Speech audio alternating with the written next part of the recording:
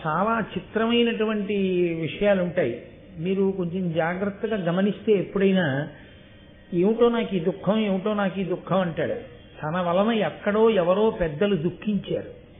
తన తల్లో, తన తండ్రో, తన అత్తగారో, తన మామగారో, తనకి ముఖ్యమైన బంధువులో నిరంతరం ఇతను అవమానిస్తుంటే వాళ్ళు ఏడుస్తూ ఉంటారు చెప్పుకోలేక.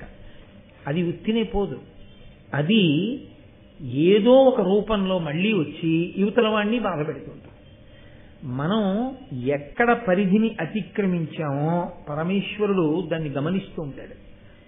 ఏదో పొరపాటు అయిపోయింది, ఈశ్వర అతిక్రమించాను మన్నించు.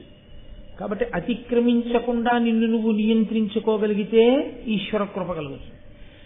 నేను నియంత్రించుకోలేకపోతున్నానని గుర్తెరిగి శరణాగతి చేస్తే ఈశ్వర అనుగ్రహం కలుగుతుంది. రెండు వైపులా ఈశ్వరుడు తలుపులు తెరిచి ఉంచుతాడు. నన్ను నేను నియంత్రించుకోలేకపోతున్నాను కాబట్టి నేను కాల్చేస్తాను అండం. నన్ను నేను నియంత్రించుకోలేకపోతున్నాను కాబట్టి నీవు తప్ప నాకు దిక్కు లేదు, శరణాగతి చేశాడు, రక్షణ చేస్తాడు. లేదు, వేదమును ప్రమాణంగా తీసుకుని సాధన చేసే ప్రయత్నంలో ఒడుదుడుకులను ఎదుర్కొంటున్నాడు, అప్పుడు ఈశ్వరుడు అనుగ్రహిస్తాడు, బలం ఇస్తాడు, ఏదో ఒకనాటికి గెలవగలుగుతాడు. రెండూ లేదు, భోగములకే చిక్కి జీవిస్తున్నాడు, ప్రతి దాంట్లోనూ పరిధిని అతిక్రమిస్తూ ఉంటాడు, దాన్ని ఈశ్వరుడు అంగీకరించాడు. మీరు చూడండి, ప్రతి చిన్నదానికి మనం ఓ మాట అంటాం, మీ హద్దు మీరుతున్నారంటాం.